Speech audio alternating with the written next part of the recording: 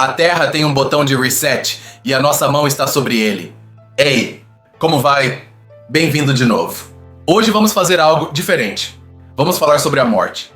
Não a sua nem a minha, mas a nossa, como espécie. Porque sejamos honestos, a pergunta não é se a Terra pode acabar conosco, a pergunta é como ela escolherá fazê-lo. E para entender isso, vamos fazer uma viagem, uma descida, através de 5 níveis de conhecimento. Eu te prometo que quando chegarmos ao fundo, você não verá nosso planeta nem a nós mesmos da mesma maneira. Pronto para a descida? Nível 1, a superfície que todos conhecem. Vamos lá, vamos começar pelo fácil, o que todos vimos nos filmes. O MVP das extinções, o asteroide. Você já conhece a história? Uma rocha do tamanho do Monte Everest se choca contra a Terra, BUM! E adeus dinossauros. É a imagem mais icônica do fim do mundo, o soco cósmico que nos lembra que o universo às vezes joga boliche com os planetas. Depois há o outro grande protagonista das notícias, as mudanças climáticas. Mas não pense em gráficos chatos, pense no seu dia a dia. Você sente que os verões estão mais brutais? Que as tempestades estão mais loucas? É isso. O clima não é apenas a previsão do tempo, é o sistema operacional do planeta. E quando esse sistema se torna instável, é como tentar jogar um videogame que não para de travar, até que no final a tela congela. E claro, não podemos nos esquecer dos vulcões. Mas não estou falando de uma montanhazinha que cospe lava. Imagine isto, há 250 milhões de anos, no que hoje é a Sibéria, a Terra se rasgou. Não foi uma erupção, foi uma ferida aberta do tamanho de um país, que sangrou lava por 1 milhão de anos. 1 milhão de anos. Cobriu tudo de rocha derretida e encheu o ar de veneno. Essa foi a história de origem do maior apocalipse que a vida já viu. E por último, as eras do gelo. Nós as associamos a mamutes e homens das cavernas com frio, certo? Mas uma era do gelo é muito mais. É o planeta vestindo um casaco de quilômetros de espessura de gelo, redesenhando os continentes e decidindo quem vive e quem morre congelado. É a Terra abaixando o termostato a níveis brutais. Por que consideramos que o calor é o único perigo quando o frio tem sido igualmente letal?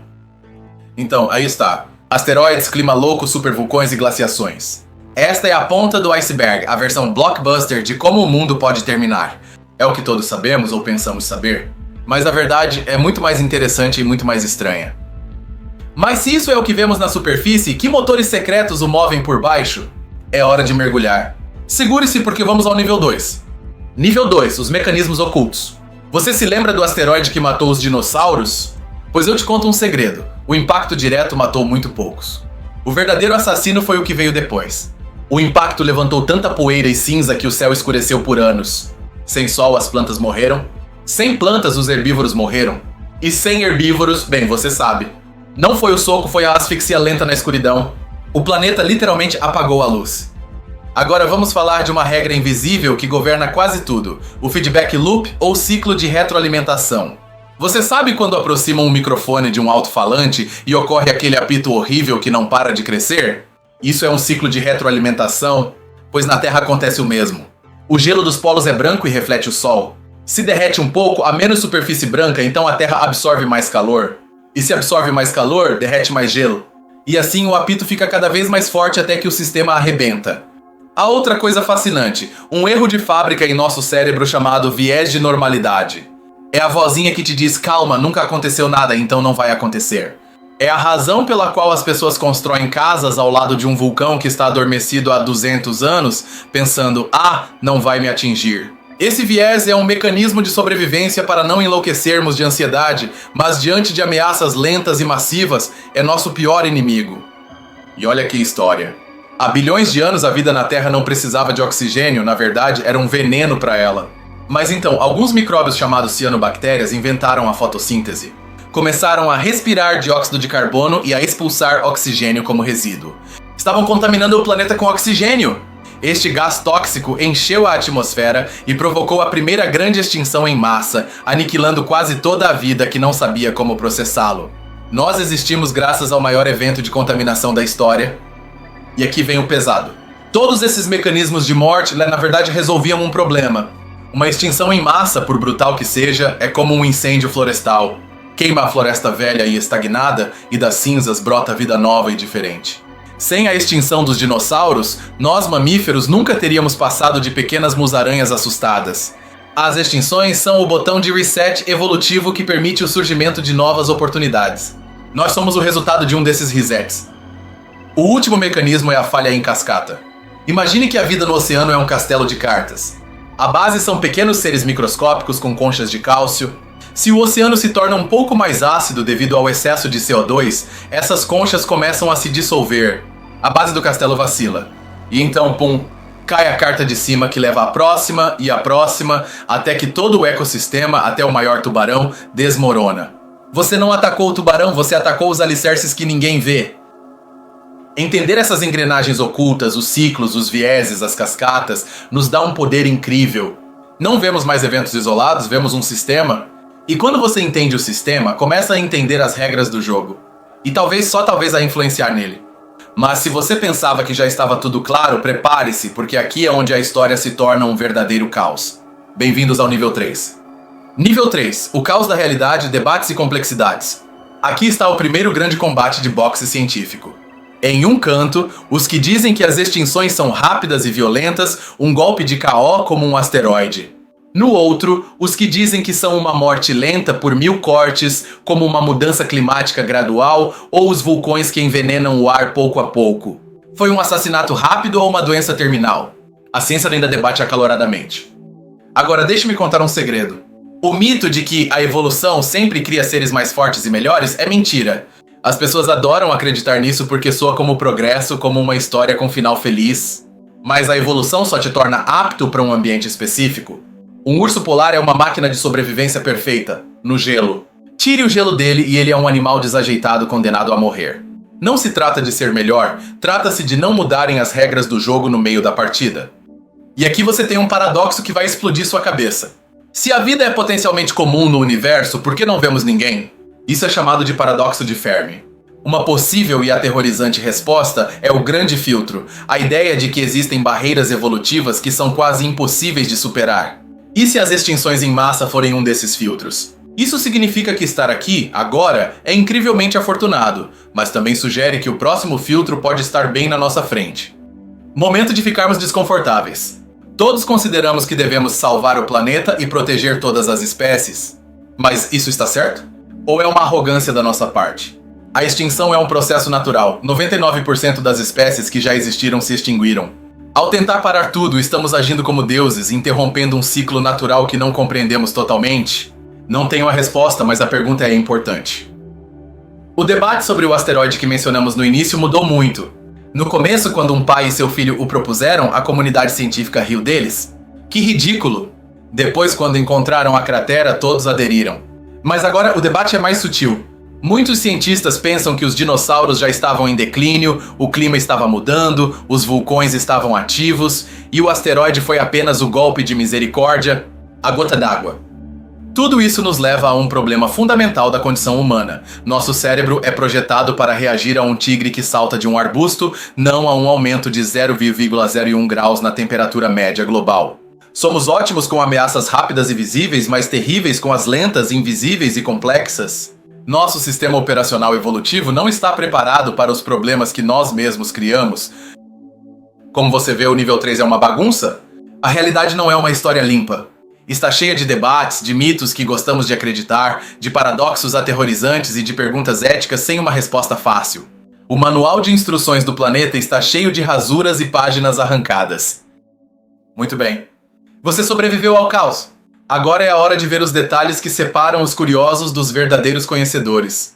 Aperte o cinto porque vamos ao nível 4. Nível 4, conhecimento especializado, os segredos de nicho. Você já ouviu falar do efeito Lilliput? É um fenômeno raríssimo que os paleontólogos observaram. Após uma extinção em massa, as espécies que sobrevivem tendem a ser muito menores por milhões de anos. É como se todo o planeta encolhesse. Ninguém sabe exatamente porquê, mas é um padrão recorrente. Um eco estranho deixado pelas catástrofes. Agora, um conceito que soa como filme de ficção científica, os eventos anóxicos oceânicos. É super complexo, mas a analogia é simples. Imagine que o oceano prende a respiração. Por mudanças químicas, as camadas de água param de se misturar. O fundo fica sem oxigênio e se enche de bactérias que produzem um gás tóxico, o sulfeto de hidrogênio. Às vezes, essa massa de água venenosa e sem oxigênio sobe à superfície, asfixiando e envenenando tudo o que toca. É o oceano se tornando uma arma química contra a vida. Quero que você conheça alguns heróis esquecidos, Luiz e Walter Álvares, pai e filho. Walter era geólogo e Louis um físico ganhador do Nobel. Eles foram os que propuseram a teoria do asteroide. Não eram paleontólogos, eram outsiders e por isso a comunidade zombou deles. Mas seguiram seus dados, buscaram a evidência, uma camada de um metal raro chamado irídio, presente nos asteroides, por todo o mundo até que não se pôde negar. É a história de como duas pessoas pensando diferente mudaram nossa forma de ver a história do planeta. Aqui vai uma teoria rebelde que poucos gostam, mas que é fascinante. Chama-se hipótese verniana. Propõe que algumas das maiores extinções, especialmente no mar, não foram por asteroides ou vulcões diretamente, mas pelo gás que se produz nesses eventos anóxicos que te contei. Esse sulfeto de hidrogênio que cheira a ovos podres teria saído do oceano e envenenado a atmosfera, matando massivamente em terra firme. Basicamente a Terra solta um pum tóxico e nos mata a todos. É brutal, não é? E aqui vem o dado mais contraintuitivo.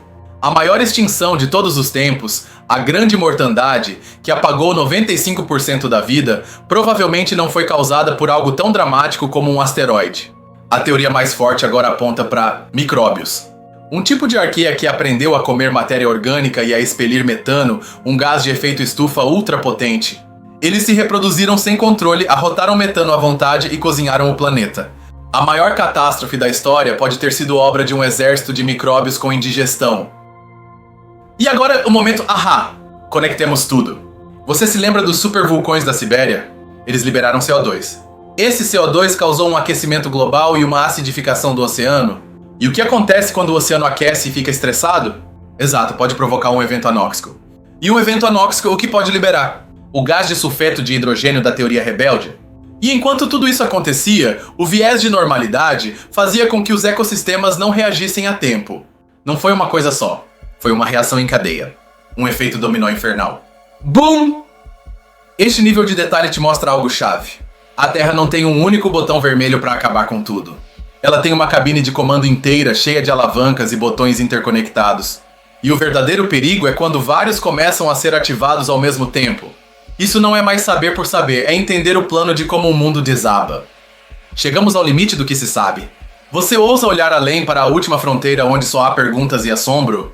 Vamos ao último nível. Nível 5, a fronteira final, especulação e assombro. Pensemos no futuro. As extinções do passado foram naturais. Mas qual será o próximo grande filtro? E se formos nós mesmos? E se o próximo evento de extinção em massa não vier do espaço ou do subsolo, mas dos nossos laboratórios? Uma inteligência artificial que sai do nosso controle, uma nanotecnologia que se descontrola, um apocalipse feito por humanos? Seria a primeira extinção auto-infligida por uma espécie inteligente. Esta é para mim a pergunta mais profunda e sem resposta.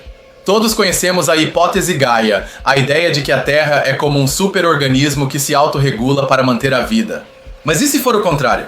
Existe a hipótese Medeia, que diz que a Terra, de forma inerente, tende à autodestruição e que a vida periodicamente se suicida, provocando essas purgas.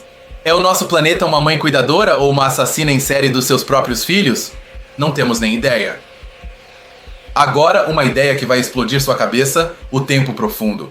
Se a história da Terra fosse um livro de 1000 páginas, toda a história da humanidade, desde as primeiras pinturas rupestres até este vídeo, não ocuparia nem a última palavra da última página.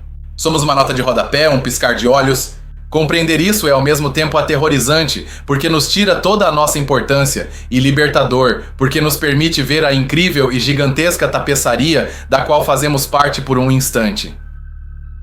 Entender todos esses padrões de extinção não é para nos tornarmos fatalistas.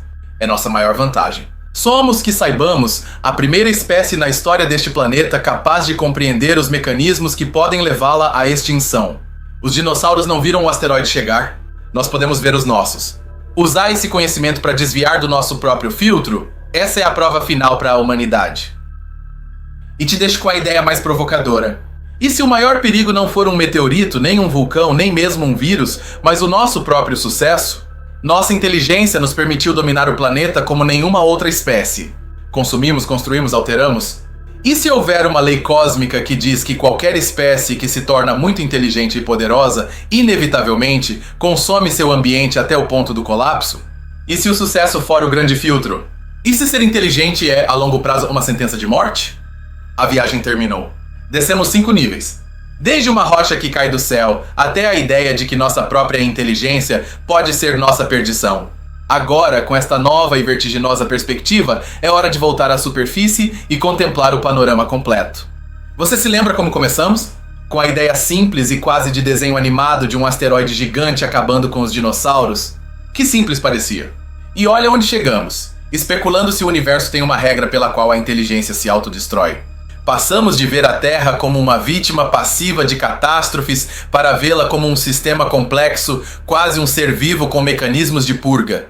E nos vimos não como os donos do planeta, mas como um capítulo fugaz e talvez perigoso de sua história. Sua visão do fim do mundo acaba de evoluir. De toda esta viagem às profundezas, que ideia, que nível, que conceito mais explodiu a sua cabeça? Quero saber. De verdade. Deixe sua reflexão nos comentários porque essas conversas são a razão de ser deste canal. Obrigado de coração por me dedicar seu tempo e sua atenção em uma viagem tão densa. E se você gosta desses mergulhos no conhecimento, já sabe o que fazer. Inscreva-se porque da próxima vez iremos ainda mais fundo. Nos vemos!